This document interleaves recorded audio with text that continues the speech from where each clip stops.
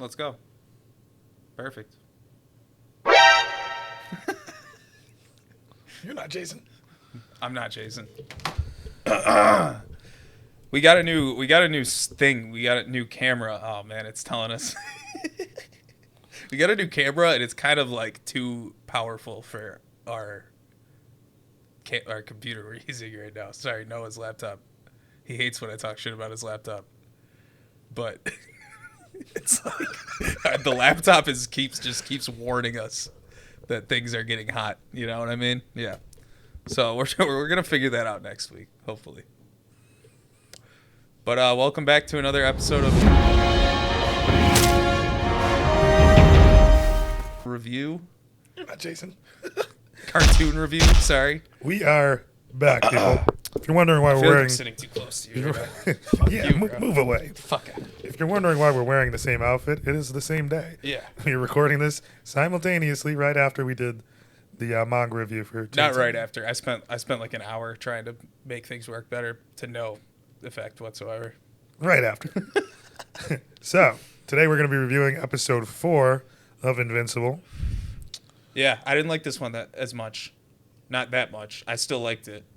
That's fair. I think it was worse than the first 3. Wasn't a whole lot of action going on, but I enjoyed it. A lot of things. We learned a lot. A lot of things working in the background, right? Yeah, Like, that's what I didn't love because it was just there was so much stuff happening. Robot. So many things happened. In the Robot episode. seems to have some sort of life form. This might be a very long video. Robot seems to have some sort of life form. Embryo. Growing. There's I'll throw a picture up. There's this fucking quest in The Witcher 3 where if you get like the good ending, you resurrect this Baron's like aborted kid or whatever, and it's well, like damn. it's this grotesque flying fucking monster, like goopy monster, and it looks exactly like that thing that was floating in the vat that Robot has. Well, since I know you didn't read it, let me ask you this: what do you think it is? Him? We'll come back to that question at the end of the, All right, end of the review. Well, So okay. just low on it for I a think little it's bit. him. You guys should get in the comments. And also, let me know what you think. I won't spoil, I promise. Maybe. I think it's him from Powerpuff Girls. So, where we start off in this episode, right? In the beginning, there's a zombie being resurrected. And they kind of don't Oh yeah, touch back on that, really, yeah. throughout the rest of the episode. Yeah. Okay. This is gonna be the complaint I'm gonna come back to. The only complaint I have with this episode, and I'm gonna keep coming back to it. So much going on. It was bouncing all over the place. There's a lot going on in this episode. I'll definitely level with you there. Yeah. I feel like they could have stitched that together better. I don't know. Perhaps it will get stitched together in the episodes that follow. Perhaps. But from there, we go to Mark. He's still like training, basically. Yeah. His superhero powers. His dad's showing him how to fly and They whatnot. race to Mount Everest and then they race home, and his dad smokes his ass. Yeah, let's speak about that for just a quick second. The Mount Everest cold open was fucking hilarious. Yeah, it was pretty funny. When he gets there, the dude finally just climbing up the mountain. Finally gets up there. He's like, "What the fuck?" He like reaches his hand up to the peak and pulls himself up, and he's like, "Holy shit!" Yeah, that shit's funny. Oh yeah, and then I'm invincible. Oh, you gotta love the cold opens, man. Yeah. Those are dope. Oh, I don't know if we got a good opportunity to cut that in at the beginning. Well, I'll then, figure it out. At this point, I just should remind you that we are doing reviews of. Yeah. maybe I'll throw like 4 or 5 in just anytime we say it. It's it. Nah, that's so much fun. But also, he is talking to Olga about what happened. Yeah, I like Olga. Olga, yeah, which if you don't remember, Olga's like I don't know if we even spoke about it in the previous Flash's episode. wife. The Flash is the equivalent to the Flash in this universe. I can't remember anyone's His wife. name. I just called her like. I mean, they only survived for Yeah. one episode. I'm just gonna refer to all those people as their like DC or Marvel. I mean, after equivalents. the end of the first episode, he had his whole skull crashed, Yep. like crashed into each other. There's the Red Flash, Russian Flash, Black Batman. I can't. The fucking. There's a lot. Wonder Woman. We're referring to the Guardians of the Globe. There's a lot, but they all don't make it past episode 1. So it's really not that important. Right. They're But all fucking. They're all. The toast. only one of them is really reoccurring. He was the only one that they like got into his anything about his personal life whatsoever, other than what's his name? I'll say it once more. There's only one that's like reoccurring, Yeah. but we aren't there yet. We'll get there. Okay. Okay. But yeah, Debbie's talking to Olga, and it's kind of like backing up her already suspicious mind, right? She was already suspicious of Nolan, and like hearing Olga talk about something's not right here. You know, they're hiding something. Olga's not necessarily suspicious of Nolan. She doesn't know who did it, but she knows something's not right. Like this isn't normal shit. Like this is something different. She thinks Cecil's hiding something, and hearing this, Debbie's like, "Damn, this shit's not looking right. Something's not right." Because she's probably remembering the conversation in the previous episode she had with Darkblood, and it's all just kind of right. You know, making her very suspicious and uneasy. Darkblood. My guy, bro. Hellshag. Yeah, and rightfully so, right? Because Nolan's been acting fucking crazy. Yeah. Kind of going off the rails a little bit. This is like them having their little, like, heart-to-heart almost. So after that, she actually does some research on Darkblood, right? She's, like, on the computer, like, kind of, like, trying to research him. And I don't know how important that is, but I thought it was interesting that, like, the different, I don't know, did you peep that? Like, the different articles they had on Darkblood? Yeah, I didn't see, like, the headlines or anything. They were pretty funny. Yeah. I should pull some up. They had some funny ass headlines. Yeah. For like his stories. No, I think that's just to like affirm the viewer that she's got her doubts, you know. Yeah. But after that, we see Mark and Amber go on a date, right? Yeah. So their relationship is starting to grow. Super cute scene. But how much is it growing though? How much Yeah, is it growing though? I don't. Yeah. It seems that Seems it's going well, slightly right? awkward. But if you remember a little bit later on in the episode, you have the scene where Eve tells him if he really cares and if it's serious, he should tell her about him being a superhero and all that, but only if it's like serious, right? And obviously we have the scene where he neglects to tell her that and leaves anyway. So I don't know. I mean, they're establishing that he has no idea that he has the opportunity to like get with Eve. True. And that she's clearly the better option. Yep. That's painted pretty clear, right? Because she is. I mean, if I was him, I'd fucking go for her 100%. Yeah. Fellow superhero that knows my secret. Makes it easy. Yeah. Makes it easy. Sick. But at the time, obviously at the time, like we spoke in the first episode, that wasn't an option though. Right. She was dating Rex Plode. Exactly, and he has no idea what her feelings are. Yeah. Like, she hasn't told him anything. So it's that's kind of on her. just like that forbidden love. Right. Yeah, I mean, it's been right done a million times. But yeah, it's a real warm, cozy. classic love triangle. Yeah. You love to see it. I wonder where it will go. Yeah, probably what's her name finds out about his powers. So here's my prediction. I think Ooh, prediction time. What's her name? Amber. Sorry. Amber. I think she finds out his powers and then just gets like scared away or mad at him for lying so many times. Interesting. And then I don't know. I don't want to call things as working out with Eve because I feel like they're not going to for a while. But I might be totally wrong. Also, guys, you get in the comments. I don't think I have a good prediction. I will not spoil. I promise. But after that, we finally get Nolan confronts Darkblood, right? Mm-hmm. That shit gets kind of real for a second. Yep. He's like, bro, basically Darkblood's not even holding any cards anymore. He's just like, bro, you killed the Guardians of the Glove. Like, I know you did it. And then Nolan doesn't even like. Not really denying it He didn't deny it at all. He's just like, basically he's like, nobody's going to believe you. Who are they going to believe? You or me? I mean, Nolan came basically to kill him. But then Darkblood's like, what are you going to fucking kill me? Yeah, basically that's what he said, right? But think about it. He can't kill him, though. Yeah, you kill him, you're admitting that you did it, really. Yeah. So basically, he's just got to play it out and hope that, like, Cecil and the GDA take his side, right? They're like, because that was the best way to do it. He was just... Yo, the GDA is, like, the fucking... They're like a control, like, way more of a controlling agency than, like, S.H.I.E.L.D. and shit. Oh, yeah, it's like they're to the max. They're definitely way more fucked up. But it's more realistic, right? They're like the SCP Foundation. It's so much more realistic in that aspect. I don't know if you know about the SCP Foundation, but it's like its own... Oh, man, we should do a whole episode on this someday. I got to get you into it. Okay. I can't even begin to explain without it taking way too long. Okay. But it's awesome. But, yeah, that's what the GDA reminds me of. But this is more of like a realistic take, right? Because think about it. If there was fucking super-powered humans... Exactly. You know, somebody would be fucking going in to kind of keep them in balance. Yes, like way harder than they go in most comic books, which is why the SCP is relatable, because the SCP is like a very fucked up dystopian version. Since we're on the subject, this is a little tidbit from the comic book that I don't think they harped on this yet, but you've noticed that he uses his teleporter to like teleport everywhere. Cecil. All right, the one thing that was mentioned in the comic book, it cost like billions on billions of dollars every time he uses it. Oh my god! And he uses it so irresponsibly. Like he uses it for like everything, bro. And it costs like a ton of taxpayer money like every time he does it. And he just uses it like to travel everywhere. Like that's amazing. It's like it's a little humor from the comic book. Which who knows? They might still bring that up in the later chapters. Jason. Fuck you, we're recording. Jason? You're not Jason. I'm not Jason. He'll be here tomorrow for the podcast. Yeah. But, so what did you think about that whole scene with Nolan and Darkblood? That was cool. I mean, it definitely was like Nolan admitting his guilt to Darkblood, more or less.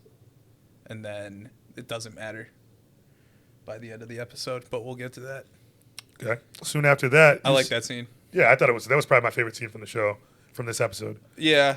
Because you get a little more of sociopath Nolan, kind of just going crazy, just like, yeah, go ahead and tell somebody. You can't. Right. No, you definitely see his dark side come out. You see his dark side come out in some ways, like weird ways later on in the episode. Well, he gets confronted about it by Debbie later in the episode. Yeah. But moving on, we see the Mauler twin that survived, creating another Mauler twin. That's probably my favorite scene, actually. Why is that? Because it was just fucking cool, man.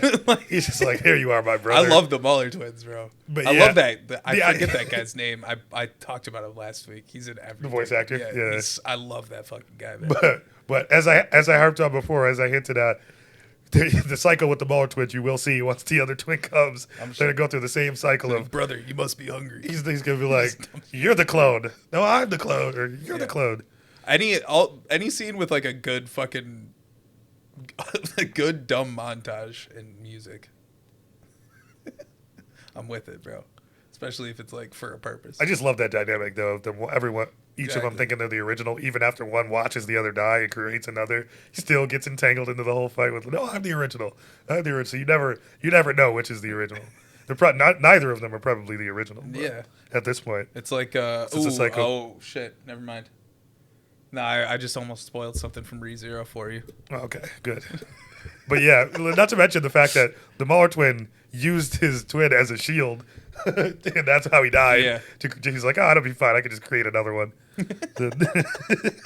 Hilarious. So soon after that, we get Cecil's at Mark's house talking to Nolan and Debbie, and he's asking Nolan to go on this mission to protect the astronauts on like what's supposed to be a safe trip to Mars, right? Mm-hmm. And Nolan's pretty keen to what's going on here. He's like, sounds like you're just trying to send me away and get me to go somewhere. He's like, this is bullshit. Like, I ain't doing it.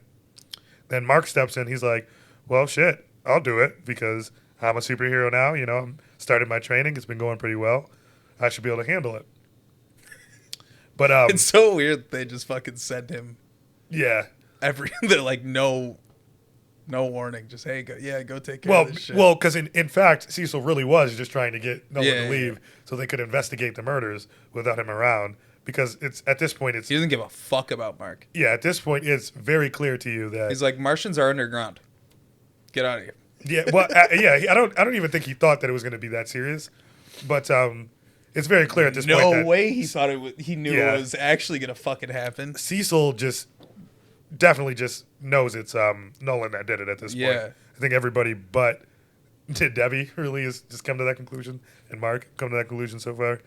So he's trying to get some time so we can investigate, or at least find out why. Oh yeah, I mean, no, he says that outright. No, he says it. Yeah, he straight says it at the end. Yeah. But he's trying to figure out why Nolan would do that. Mm-hmm. What's the purpose and how to go about dealing with it? Because let's not forget, Nolan is the strongest person on the planet. So. Yep. You know, can't really just jump into that all crazy.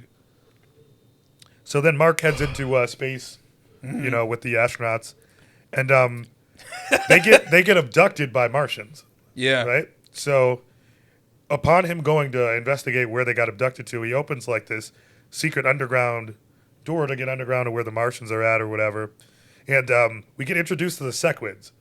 And the Sequids are a really cool alien race, right? They're like, well, how would you describe it? Like, They're like a very hive mind isn't the right way to describe it. they're like the Flood from Halo. But, Or actually, maybe hive mind is a good way to describe yeah, it. they're like the Flood from Halo, but like Yeah. smarter. They kind of, by themselves, they're like harmless. But if they can attach themselves to a host of like a human host or something like that, then they're like almost unstoppable because they can just multiply and multiply and multiply and multiply.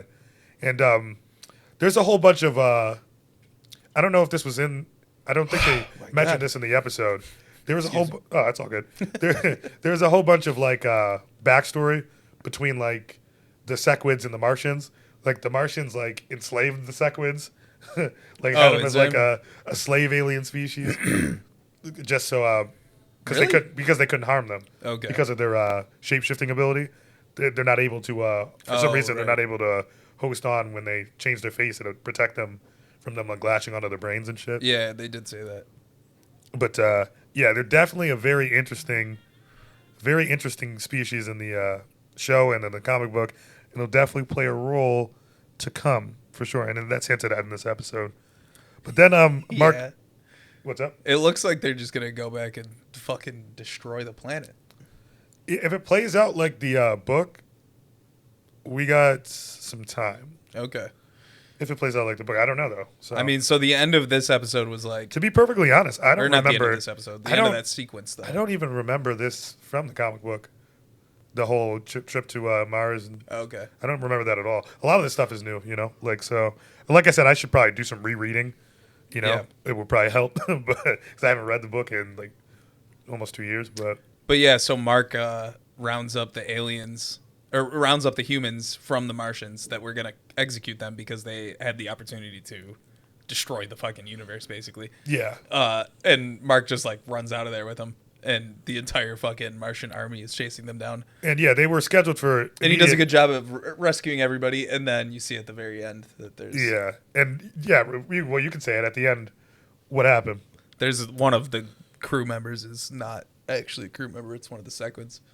And then all of the Martians are fucking dead now. And yeah, they had a really good reason for wanting to kill the humans, right? Yeah. Because of the, Mark just fucking like eradicated an entire species of people and then potentially destroyed the entire universe. and yeah, he did. It wasn't. It didn't end up good for the Martians. No, but, he has no idea either. He has just no fucking. But yeah, I mean, what would you do if like you had a chance to stop somebody walking away with? I mean, what that Nolan probably would have done in that situation is Mark fucking everyone. yeah, killed them all probably. Yeah. Sociopath Nolan. But I mean, that's probably what you should do too. At the same time. Yeah, it's the safest route, right? Yeah. So Scorched fucking earth, man. Like, you know what they used to do back when people got plagues before they had medicine to fix them. If you can't fix it with medicine, you just gotta fucking cull it. yeah, no, for sure. Yeah. But yeah, the Sequids are definitely dangerous to human beings, and now it's clear that one has escaped and come back to Earth. Yes. So what happens next?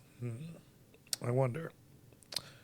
From there, we flash forward to Darkblood, right? He's like investigating Nolan's home again. And can I just say, I love how he just pulls up out of the cut, bro. Just always Every just time. pulls up into this man's house, bro. Like, Well, no fucks given. Can he just like teleport or something? Or I don't know if it's the same as teleporting for him. He vanishes, Yeah. clearly. But it's got to be. he can turn invisible. Yeah. Yeah. Or I don't even know if it's him just going invisible or if he's got like some sort of demon, like dark magic that he uses or some shit. Because there's definitely a lot of Assume this otherworldly, guy can like go through walls. Or yeah, something. otherworldly shit going on with Darkblood. Yeah. Yep. But while he's investigating in the dark, he's just walking around in the dark house, like just grabbing shit, just looking at pictures and shit. Because if you remember from the first episode, when he touches things, he can like, it's like part of the magic he uses. If he touches things, he could like see what happened recently. Like, I don't know the exact science behind that, but it was pretty cool when he was getting like visions from like what happened in the room when he was just touching things when he was investigating the Guardians of the Globe murders. But he hears something in the house, right? And he assumes at first you could probably assume that he thought it was Mark or Nolan coming back, but it wasn't. It was actually Cecil with those Invisi guards like strapped up. The guards is like Yeah, those guys are pretty cool. manifested out of thin air with like straps. My favorite moment with them was the hospital scene when Mark brings the old lady into the hospital and they just fill the entire room. Yeah, they disappear. And that first of all, the technology under the GDA is just ridiculous. Yeah, it's pretty cool. Like it only gets more and more and more and more and more ridiculous as the story goes on, because you just see more of how much power he actually has. But moving forward, Cecil detains Darkblood, right? Mm-hmm. And as they're walking back to what we find out is later going to be, pretty bad for Darkblood, he tells him that they searched through his stuff and they found blood in his place, and he was like, he knew right away. He was like, oh, the Guardian's blood. He was like, yep. And he was like, oh, it wasn't me. It was planted there. And Cecil's just straight up like, I know that. Yeah, I know that it wasn't you. Shit, bro. And I know who planted it there. But he's like, I told you not to stop investigating. Yeah. Because I knew already. I love his fucking his line there. Which one? The black and white. He's like, you demons only want to see things in black and Hell white. Yeah. He's like, I need things to stay gray until I can figure out what the fuck is going on here. Yeah. And then he fucking... And that's just such a good... what's it called? That's right. Even that line is a great depiction of his character. Yeah. Because he is a gray character, He's not... I don't know who his voice actor is either, but he's killing it, man. We talked about Cecil's such a good character. We talked about it on the last one. I forget. Shit, it was somebody famous. Cecil might be my favorite character in the show. That's a great favorite character, man. He's a beast, dude. Yeah. He's just got like a fucking great... But I love how when they're telling Darkblood because he didn't listen. Cecil and Mauler, probably. The Mauler twins. I love the Mauler twins. But he's telling Darkblood because he didn't listen, he didn't follow the direction that he gave him. Yeah. And he's sending him back to the to hell. And at first, Darkblood's like, you don't have the book to send me back to hell. Destroyed it years ago. And first of all, I'm not doing that scene justice, because you got to remember Darkblood talks like Rorschach, so like everything's broken English, and that was just so he much goes funny. Further than Rorschach does too, though. Like Rorschach will just start a sentence without a possessive, but like Darkblood doesn't use any possessive ever. Like he refuses to use possessive nouns.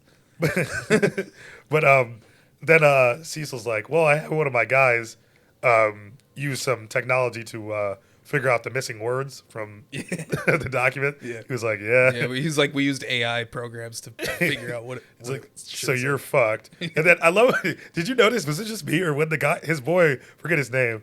That guy's funny. Yeah, he is. When he was reading the the chant or whatever you want to call it to send Darkblood back to hell, he was so into it, bro. Like his voice almost changed. He was like, Mario, sorry. I was like, yo, what the fuck?